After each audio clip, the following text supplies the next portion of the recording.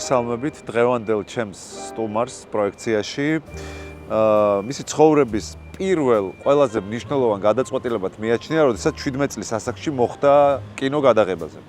შემდეგ ის იყო სხვადასხვა პერიოდში, სხვადასხვა უწყებებში მენეჯერულ პოზიციაზე და როგორც იქნა დაგვადგა საშველი და ჩვენ უკვე გვყავს საზოგადოებრივი მაუწყებლის დირექტორი, ბათუმელი, პროფესიით რეჟისორი ირაკლი კიკვაძე.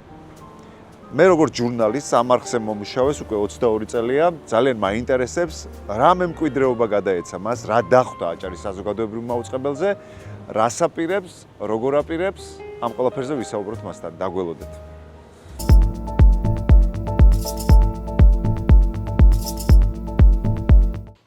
მოგესალმები, ირაკლი. მოგესალმები. როგორ ხარ? კარგად. თავად. ესე იგი ამ წვიმიანავითში ვერაუცდით გადაღებას ბათუმში ხორთულია. წვიმასაერი და ზამთარში მით უმეტეს, ა? პირველ რიგში გილოცავ მადლობა. საზოგადოებრივი მაუწყებლის დირექტორის პოზიციაზე გასვლას და წარმატებებს გისურვებ. დიდი მადლობა. პირველად, როდესაც გაიფიქრე, რომ ამ კონკურსში მიგეღო მონაწილეობა, რა იყო мотиваცია? პირველი ფიქრი რა იყო? პირველი ფიქრი იყო ის, რომ ძალიან ბევრი გამოცდილებები დამიგროვდა ცხოვრებაში და ამ ჩემმა გამოცდილებებმა გადამაწყვეტინა ეს ნაბიჯი. რომ გავხდარიყავი, მიმეღო მონაწილეობა დირექტორობის პოზიციაზე.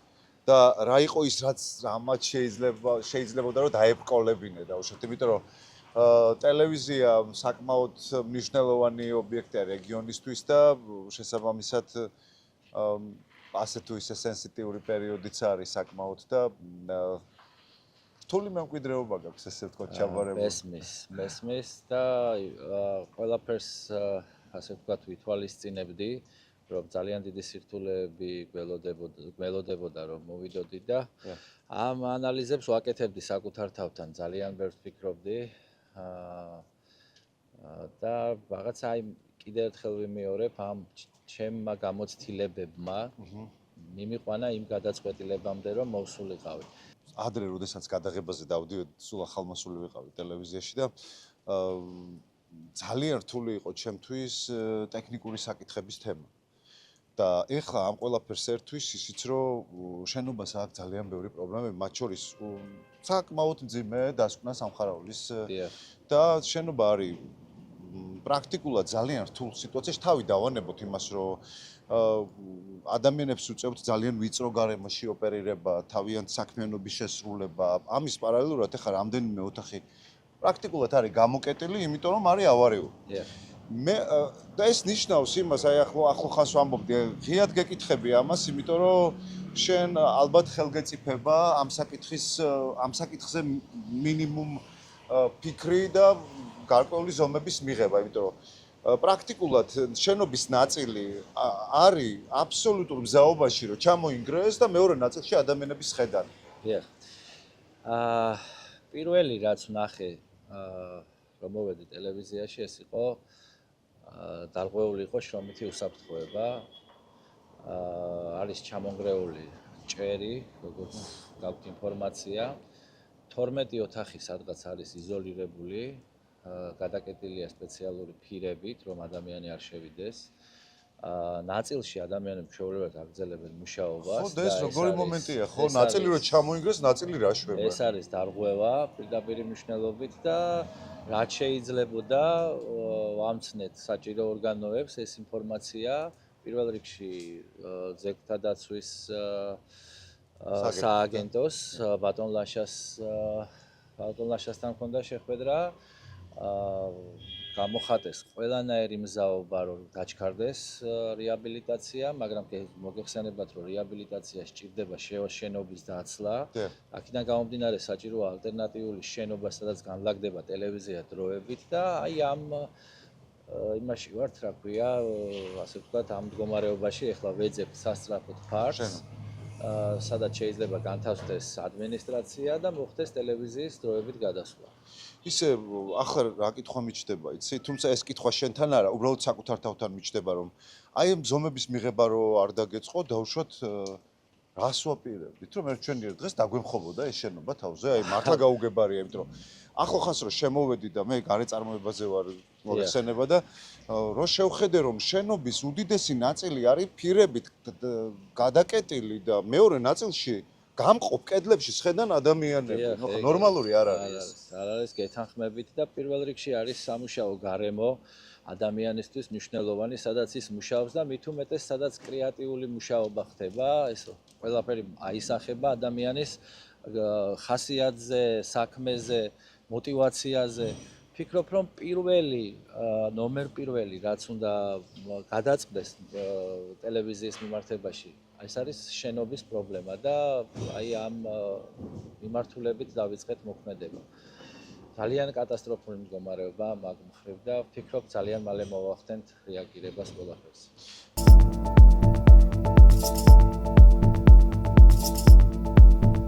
ყოველ ჯერზე, როდესაც მოდიოდა ახალი დირექტორი, საკითხი იყოფოდა ორ ნაწილად. ეს დირექტორი იქნებოდა უფრო ლობისტი საინფორმაციო მიმართულებით თუ შემოქმედებითი მიმართულებით. ამჯერად გაგვიმართლა. ტაში მეგობრებო. თუმცა ეს რა თქმა უნდა არ ნიშნავს იმას, რომ ის ჯგუფი უყურადღებოდ დარჩეს, მაგრამ მართლა ყოველთვის გახარებს, როდესაც შემოქმედებით ნაწილს ეკუთვნი ადამიანი, რომელსაც აქვს გამოცდილება დოკუმენტური ფილმების, სარეკლამო თუ მუსიკალური კლიპების გადაღების და ამ გამოცდილებაზე მე სტენდაპში ჩამოთვალე ყველაფერი.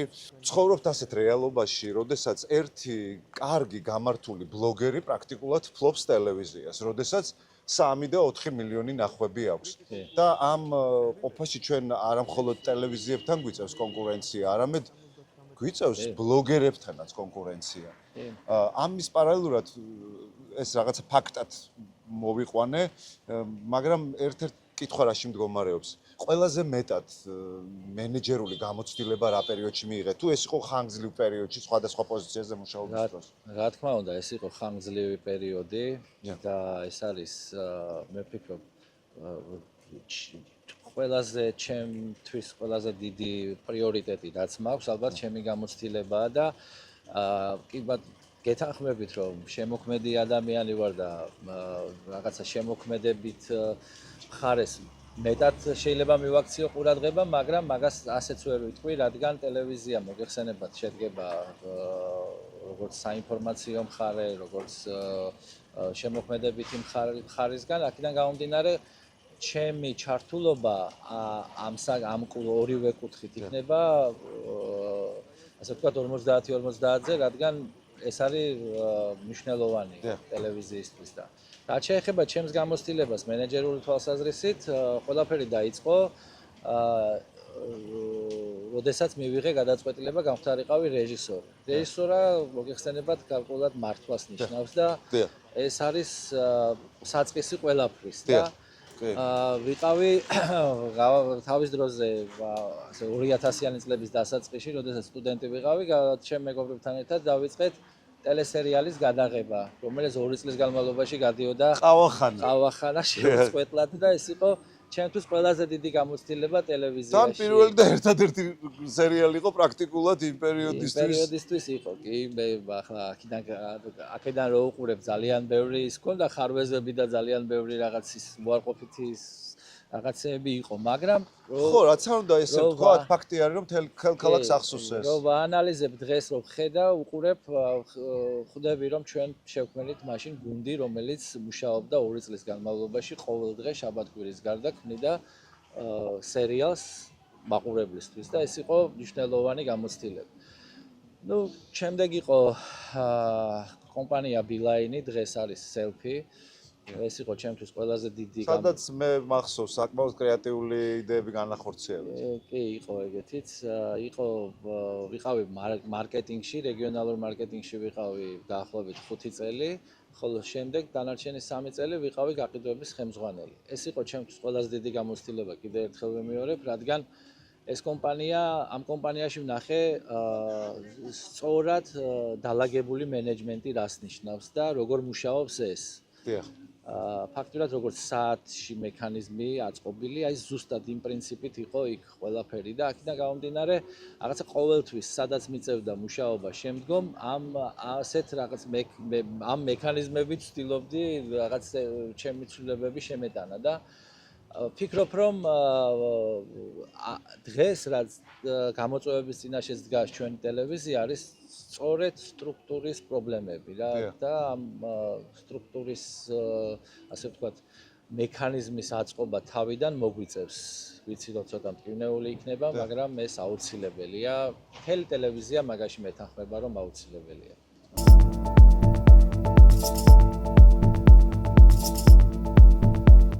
გაწვიმდა და უნდა გავსხდეთ, მაგრამ თოჯინების თეატრთან მოვედით და როგორ გახსენდება ის აქ მუშაობის პერიოდი? მე ვიცი რომ ფესტივალსაც ხელმძღვანელობდი, ერთ-ერთ საერთაშორისო ფესტივალს და რთული იყო ამ ადამიანებთან კომუნიკაციის გაწყვეტა ამ ფორმით და წამოსვლა მათგან. ჩვენ ვიმყოფებით ბათუმის თოჯინების და მოზარდ მაყურებელთა თეატრთან, სადაც ჩემი ცხოვრების 4 წელი გავატარე. ეს არის ის ადგილი, სადაც ვეზიარე, ასე ვთქვათ, ჯადოქრობას და ხელოვნებას ერთად. არ ვიცი, სასწაული ადგილია ჩემ ცხოვრებაში თეატრი და ეს ის ადგილია, სადაც ჩვენ ჩამოვაყალიბეთ საერთაშორისო ფესტივალი, საქართველოში პირველად თოჯინური, სადაც შეიქმნა ძალიან საინტერესო სპექტაკლები სხვადასხვა რეჟისორების მიერ, განხორციელდა ბევრი ექსპერიმენტი და რაღაც ისეთ წამოვედი, რომ დიდი გულისწყეთა მქონდა ამ შენობიდან და ჩემი გული მაინც აქ რჩება. ხო, არა უშავს, ახლოს ხარ და ხშირად შეული ალბათ. კი. მოდი დავსხდეთ ახლა, თორე ძალიან გაგვიწვიმდა.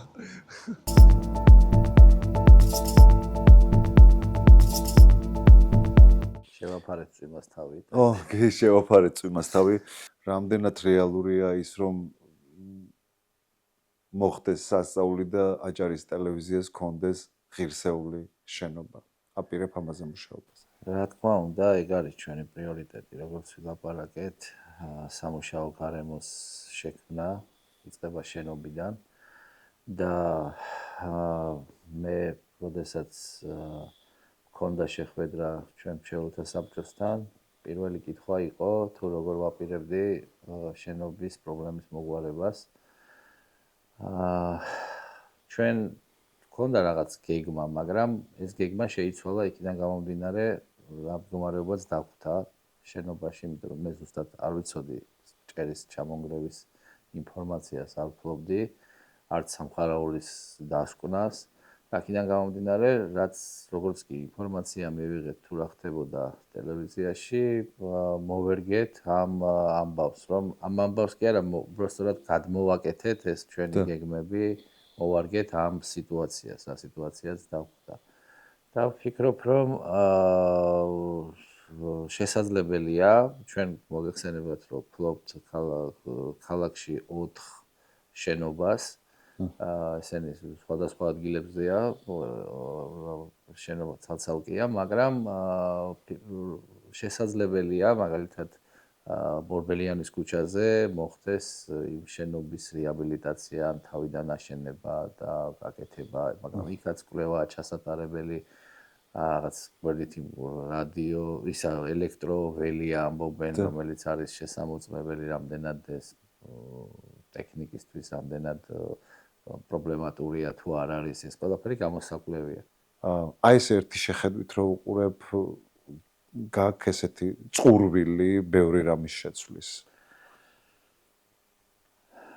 რა თქმა უნდა, ბევრი რამეა შესაძლებელი. არის დასამატებელი კიდე მე ასე ვიტყოდი, რადგან თუ გადავხედავთ ჩვენი მრჩეველთა საბჭოს პრიორიტეტებს, რაც აქვს მოცემული ტელევიზიას, აუცილებლად უნდა იყოს საბავშვო გადაცემა, რომელიც არ არის. აუცილებლად უნდა იყოს კიდე მეტი ახალგაზრდული გადაცემები ეთერში, რაც შეიძლება რომ ყავდეს ის მაყურებელი, რასაც ქვია ახალგაზრდები, რასაც ჩვენ მეძახით თინეიჯერებს, მოზარდებს, რა ვიცი. ამ მაყურებელის მოზიდვა ცოტათი რთულია დღეს, რადგან მოგეხსენებათ, რომ დღეს გაშლილია მთლიანად საინფორმაციო ველი ასე ვთქვათ, სხვადასხვა პლატფორმებზე, ციფრულ პლატფორმებზე, სადაც სწორად თუ არ ხარ წარმოდგენილი, ან ფაქტურად შენ მაყურებელი არ გყავს. მე მგონია რომ ამ მხრივ არის ძალიან დიდი სამუშაო ჩასატარებელი, რომ ჩვენ ყავდეს მაყურებელი როგორც YouTube-ზე, Facebook-ზე, Instagram-ზე მნიშვნელობა არ აქვს. აი, რაც არის დღეს მნიშვნელოვანი, ასე ვთქვათ, ალტერნატივა ტელევიზიის, ყველგან უნდა ვიყოთ წარმოდგენილი და აქ არის დიდი სამუშაო ჩასატარებელი, რომ რაც შეიძლება ტელევიზია გახდეს მულტიმედიური. ყოველთვის მიმაჩნდა რომ ტელევიზიას გარკვეული ნიშა აქვს თავისი, მაგრამ ის კარგი გაგებით ამბიცია, სრულიად ჯანსაღი ამბიცია, რომ შეხვიდე ამ კონკურენციაში, აუცილებელია რა თქმა უნდა გუნდი. აი ეს მგრძნობიარე თემა, რომ მათთან შენ არ გქონდეს ერთ ენაზე საუბრობდე და არ გიწევდეს ნათქვამის გადათარგმნა. რაც ძალიან მნიშვნელოვანია, რომ ესმოდეს ზუსტად ოპერატიულობისთვის, მყისიერი რეაქციისთვის და მყისიერი ცვლილებებისთვის. დიახ. მე ხშირად ვახსენებდი, სანამ მოვიდოდი ტელევიზიაში, ვახსენებდი სიტყვას, ვამბობდი, რომ ჩვენი გუნდი და რაღაც ცოტა ზოგიერთებმა სხვანაირად გაიგეს ეს გუნდის მნიშვნელობა.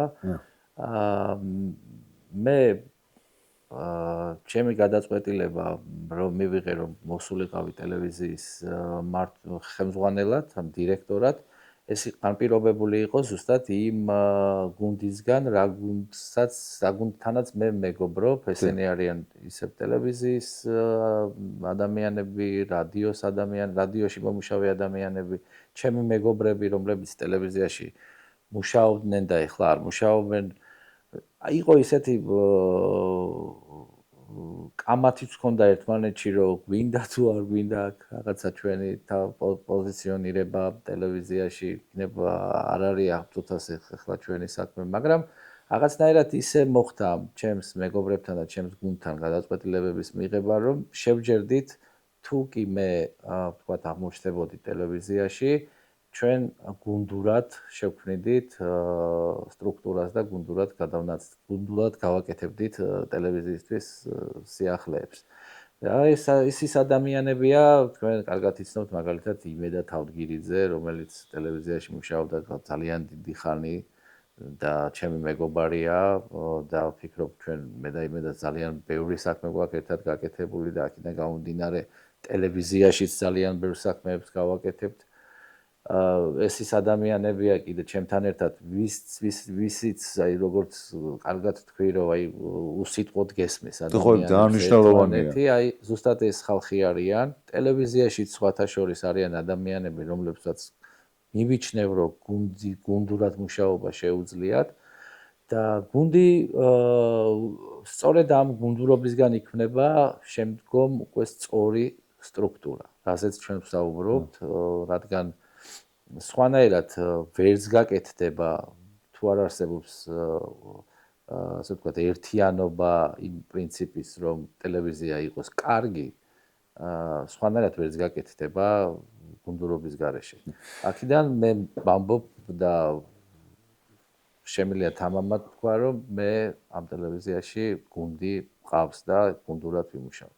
მიზეზი პირადად მე რატომაც გამეხარდა შენი ასე ვთქვათ კონკურსში მონაწილეობა რომ ბევრი ბიუროკრატიული ნიუანსი არის ჩახსნილი. პირველ რიგში ის რომ ადამიანი იცი რას აკეთებს, მერე ის რომ შენი თანაქალაქელია და რაც არ უნდა ცუდად კარგად ჟღერდეს. ფაქტია რომ სასიამოვნოა და შენ არ მოგიწევს დროის დახარჯვა გაიცნო ადამიანები და არც ამ ადამიანებს მოუწევთ ამაზე რამდენად აპირებ ეს მომენტი, სწორედაც ეს მნიშვნელოვანი კომპონენტი გამოიყენო საქმისთვის მაქსიმალურად სასარგებლოდ.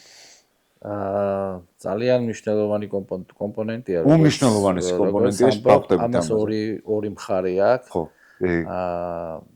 შესაძლებელია რომ ხელი შეგიშალოს და შესაძლებელია რომ გამოიყენო ეს მომენტი და ვფიქრობ აქ ბალანსია საჭირო, რადგან არ არსებობს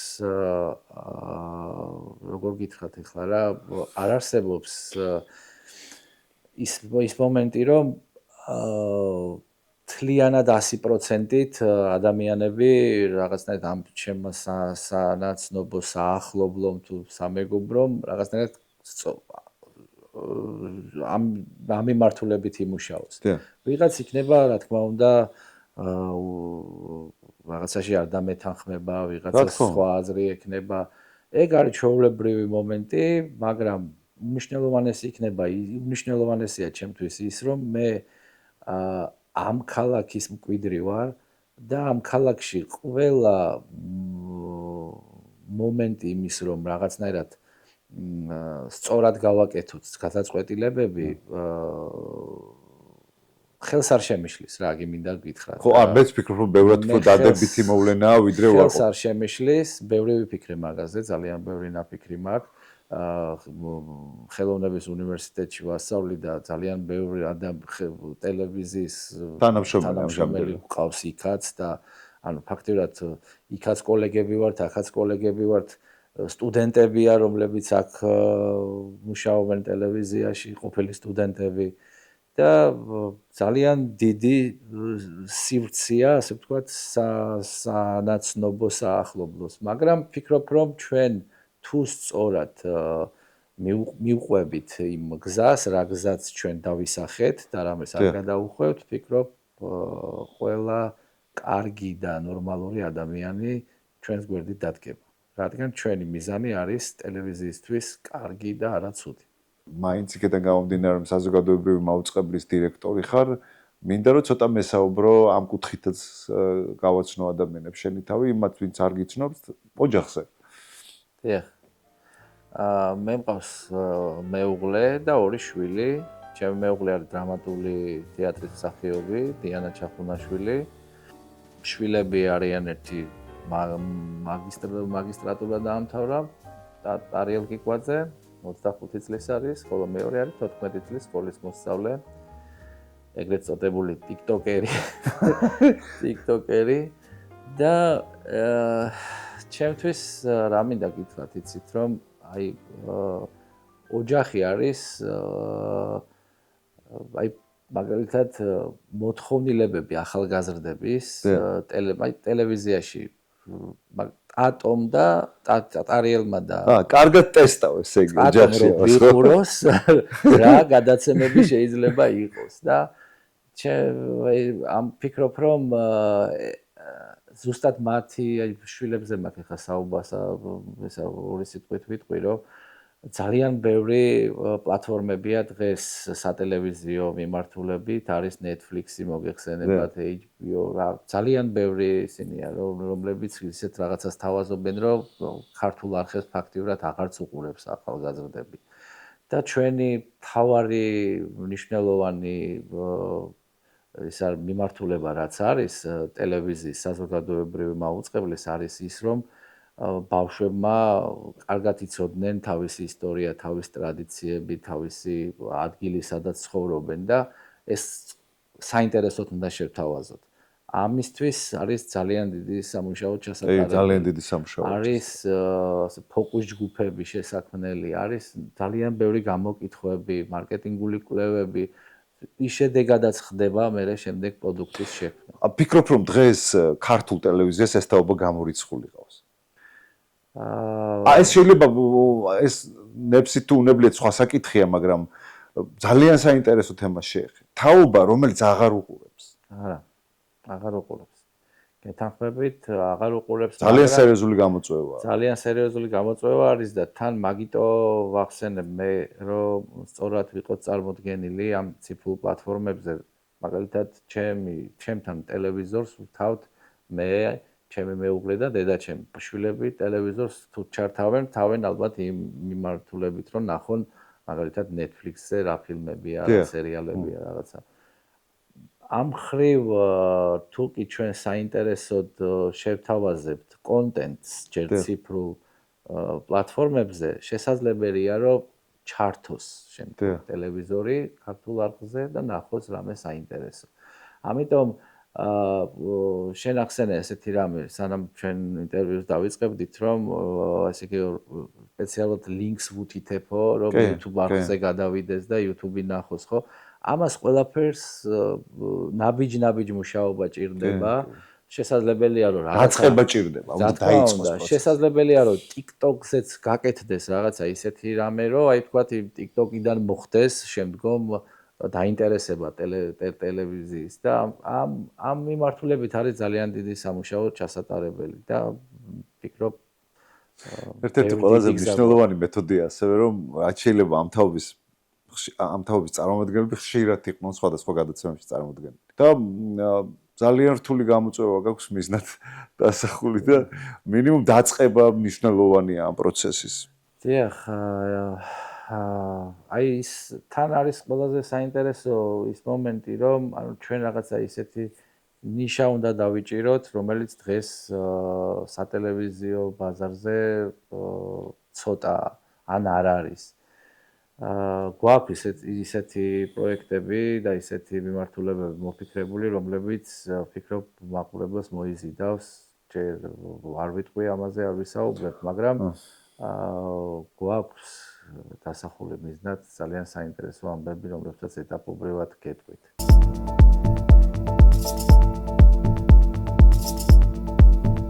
დღეს ვინც არის ახალგაზრდა, ძალიან ახალგაზრდა ან თინეიჯერი, აი, როდესაც გახდება ჩვენ ხელა იმას, რომ ახსოვდეს ელემენტარულად ქართული ტელევიზია. რაღაცა რომ ჩვენ ხო ვართ თაობა, რომელსაც აი მაგალითად საუბრობდით, წაღარო, მე მახსოვს მაგალითად ყავახანა და უყურებდი ამას. და აი ეს რამდენად ძალიან გამიგრძელდა სიტყვა, რამდენად თავსებადია შენი იდეები, შენი განსახორციელებელი, შენ რაც მიგაჩნია დღეს და რისი ლიმიტიც გიჭირავს ხელში დღეს საზოგადოებრივი მაუწყებლის კონცეფციასთან. ძალიან საინტერესო საუბრობ, მადლობა და ჩემთვის ძალიან საინტერესო თემებს შეეხე, რომლებზეც მე ძალიან ბევრი მაქვს ნაფიქრი. ელემენტარულს გეტყვით, დავიწყებ იქედან, რომ ჩემი შვილი, ტატო, ტარიელი, არის ადამიანი, რომელმაც იაპონური ენა ისწავლა თავისით და ისე ისწავლა, რომ სერტიფიკატები აქვს პირველი დონის. ასევე ისწავლა კომპიუტერული მეცნიერება. ამას რატო ყვები ახლა ქრონოლოგიურად? იმიტომ ყვები ამას, რომ ბავშვმა ფაქტიურად წიგნთან არ მეგობრობდა. ეს ისწავლა თავისით ინტერნეტით, რაღაც ზუსტად იმ მეთოდოლოგიით, რასაც შენ ამბობ, რომ ინფორმაციული მეთოდით და არა წიგნების გამოყენებოდით ისწავლა და მიაღწია ისეთ შედეგს, რომელიც მე მაოცებს დღემდე, თუ როგორ შესაძლებელია ადამიანმა წიგნის გარეშე მიაღწიო ამდენს. ჩემთვის მაგალითია მაგალითად ეს მომენტი. ხო, ან შორს აღარ წავედით რა, რაზეც გესაუბრები სახში ყავს ფაქტობრივად. ტარიელი თან წერს დრამატურგობას უნდოდა და პიესებსაც წერს. და ერთ-ერთ პიესას ქვია სათაური საკლასო ოთახი წიგნის გარეშე. სადაც ინფორმაციას ტექნოლოგიური რაღაცა ჩარევებით ბავშვებს თავში უდებენ ინფორმაციას და ეს იყო ჩემთვის ძალიან დიდი, ასე ვთქვათ, რაღაცას რომ გადაწევას და სინათლეში გაიხედავ, აი ზუსტად მასე მოხდა ჩემში, რომ დავინახე თუ დღევანდელ თაობას სულ სხვა დღევანდელი თაობა სულ სხვა რეალობაში ცხოვრობს. რაც ჩვენთვის არ იყო. აი მნიშვნელოვანი კი არა, საერთოდ საუბარიც არ იყო ამაზე და ასეთი რაღაცეების ხედვა და დანახვა, ასე ვთქვათ, შეფასებებმა, ფიქრმა მიმიყვანა იმაზრამდე, რომ თუ ჩვენ რამე პროდუქტის გაკეთებას შევეცდებით, ძალიან გაანალიზებულად და ასე აი მაგალითად დავიწყეთ გადაცემის გაკეთება პატარა ბავშვებისთვის, ხო? არ არსებობს თეატრში სპექტაკლი დადგმული ყო ახლა ჩვენთან, ისე რომ ჩვენ არ გქონოდა ამის გაანალიზა თუ რას მოუტანდა ეს რა ასაკის ბავშვებზე იყო გათვლილი. ასევე გადაცემაც უბრალოდ ჩვენ რომ მოგწონდეს მე და შენ არა, უნდა მოწონდეს ბავშვებს პირველ რიგში და რაღაც აი ამ მიმართულებით შევხედავთ, გავაანალიზებთ თუ რა დღეს მთავარი ბავშვებისთვის პრიორიტეტული, რას უყურებენ ისინი, რას აქცევენ ყურადღებას და აქედან გამომდინარე მოხდება ამ საბავშვო გადაცემის გაკეთება. და რაც შეეხება მოზარდებს, ნუ აქ ძალიან დიდი სამუშაოა ჩასატარებელი, არ ვიცი. ფიქრობ დღეს მართლა ქართულ ბაზარზე მათთვის ფაქტიურად ამ წუთას არაფერი არ არის ისეთი წარმოდგენილი მნიშვნელოვანი და ჩვენ უნდა ვეცადოთ ამას. ერთი საკითხი მინდა გითხრათ კიდე. აი გახსოვთ პერიოდი, როდესაც თეატრში არ დადიოდა მაყურებელი, ეს ჩვენ დროს ხდებოდა დაახლოებით სადღაც ერთი 10 წლის კი, სერიოზული ჩავარდნა იყო. ჩავარდნა იყო, მაყურებელი არ დადიოდა თეატრში და დღეს არის ანშლაგები. ესე იგი რა ხდება? მაყურებლისთვის მნიშვნელოვანი მაინც არის ცოცხალი შესრულება. რაც არ უნდა ჩვენ დღეს ფილმებს უყუროთ, რაღაცები ვნახოთ, რაც რაღაცა ტექნოლოგიურად გაგვაოცებს, მაინც ცოცხალი შესრულება აქტუალურია მაყურებლისთვის. ასე რომ ტელევიზიაც ფიქრობ თუ კი თავის ნიშას მოძებნის სწორად და თეატრმა ეს რაღაცნაირად გააკეთა. ანუ ეს თავისით არ მოხდა, ეს რაღაცა ეტაპებით მივიდა. განაპირობა ასევე ძალიან დიდი როლი ითამაშა მოგეხსენებათ მაშინ, როდესაც ეპიდემია იყო.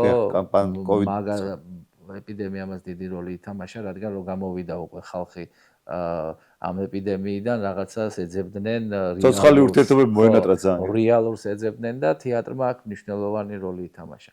ტელევიზიაც ვფიქრობ, რომ რაღაც მე მაგალითად ჩემს ბავშვობაში იყო ისეთი პროექტები, რომლებიც დღეს რო იყოს ალბათ აქტუალური იქნება. მაგალითად ტელესპექტაკლები. ეს არ არის ჩვეულებრივად სპექტაკლის გადაღება, რაც სცენაზე ხდება, ამისთვის სპეციალურად პავილიონი კეთდებოდა, სპეციალურად იდგმებოდა კამერები, ტელერეჟისორი მუშაობდა, თეატრის რეჟისორი მუშაობდა და იქნებოდა საინტერესო სანახაობა, რასაც ტელესპექტაკლი ქვიოდა. შესაძლებელია, რომ ამ კუთხითაც მოხდეს მუშაობა და მაყურებლის მოზიდვა, რადგან დღეს ქართულ ტელესივრცეში ასეთი ანალოგი პროექტები არ არის და რაღაც ამ ექსპერიმენტმა შეიძლება მართლა მოიყვანოს მაყურებელი, მოიზიდოს მაყურებელი. კიდე არის უამრავი ასე ვთქვათ მეთოდები, როგორ შეიძლება იმ მაყურებელის მოზიდვა, რომელიც დღესდღეობით ტელევიზორს არ თავს მაგალითად. ის პროცესები, რომელიც არის გარდაუვალი და შესაბამისად ცოტა სენსიტიურიც ეს იქნება დროებითი შენობა, პირველი გამოწვევა რაც არის, რაც აღმოაჩინე და დაგხვდა მემკვიდრეობად, როგორც კი მოხვედი ტელევიზიაში ხელმძღვანელად. ირაკლი, დაახლოებით შენი გათვლებით რა ვადებში მოხდება ამ ყველაფრის რეაბილიტირების პროცესი ან რაღაც როგორ გესახება შენ, იმიტომ რომ ბუნებრივია ეს არის საკმაოდ სენსიტიური პერიოდი ტელევიზიისთვის და საკმაოდ გრძნობიარა იმისთვის, რომ რაღაცა შეუდგე მერე ჯანმრთელად მუშაობის პროცესს. ან დავუშვათ რა პროდუქციები შეიძლება გაჩერება გამოიწვიოს რაღაც პერიოდულად, ან რა დარჩება, რა იქნება ეს ხეშად რო. ასე ზუსტად ვერ ვიტყვი რა დარჩება, რა იქნება. შეიძლება ძალიან ნაადრევია ეს კითხვა. ნაადრევია ალბათ, მაგრამ მე ვიტყვი ერთს, რომ თვითონ შენობის რეაბილიტაციის ვადები განპირობებული იქნება იქიდან გამომდინარე, თუ რა სირთულის პრობლემა აქვს თვითონ შენობას.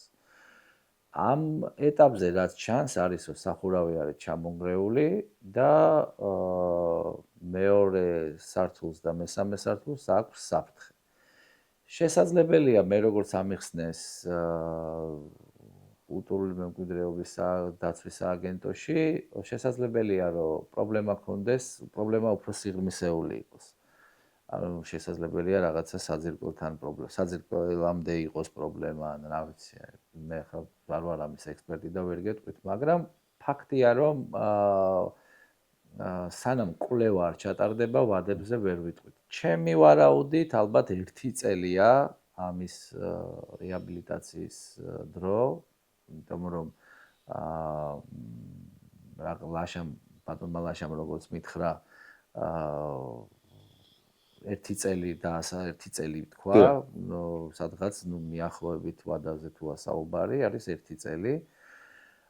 რაც შეეხება იმას, რომ ეს არის ძალიან სენსიტიური მესმის ჩვენი ტელევიზიის თანამშრომლებისთვის და ძალიან ძნობიარე თემა არის, მაგრამ ყველა მეთანხმება იმაში, რომ შენობა არის აუცილებლად ჩასატარებელი, შენობაში ჩასატარებელია რეაბილიტაცია. და სამუშაო გარემო არ არის თქვათ ის გარემო, რაც უნდა იყოს. ამაში ყველა ვთანხმდებით და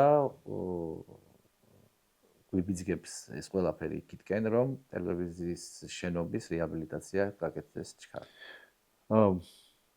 იცი რა, შეიძლება სხვადასხვა სარჩული დაედოს ამას, მაგრამ ერთი რამ ფაქტია. მე ამდენი წელია ტელევიზიაში მუშაობ და ყოველ შემთხვევისათვის მიმაჩნია, რომ საკმაოდ რთული მემკვიდრეობა გადმოგეცა, იმიტომ რომ ტელევიზიას შიგნით რეალურად აქვს ძალიან სერიოზული და ბევრი ტექნიკური პრობლემები, მათ შორის შორს რო არ წავიდეთ, მიუხედავად იმისა, რომ მე ამაზე საჯაროდ ლაპარაკი არ მიყვარს, იმიტომ რომ ეს ტელევიზიაში და საქმიანობაა და მაინც სტაფის საქმეა, უბრალოდ ხმის ჩაწერის პრობლემაც კი არის ხშირ შემთხვევაში. ამიტომ გისურვებ წარმატებებს და ძალიან დიდი იმედი მაქვს, რომ ნებისმიერი შენი სწორი გადაწყვეტილების მომხრე იქნება გუნდი. ძალიან დიდი მადლობა, რომ დღეს ვისაუბრეთ ამ თემებზე და მთელი სულით და გულით ვუსურვებ ჩვენს ტელევიზიას, რომ ცივილიზებულ ჯანმრთელ დიდ შენობაში შევხვდეთ ერთმანეთს. მადლობა ძალიან დიდი.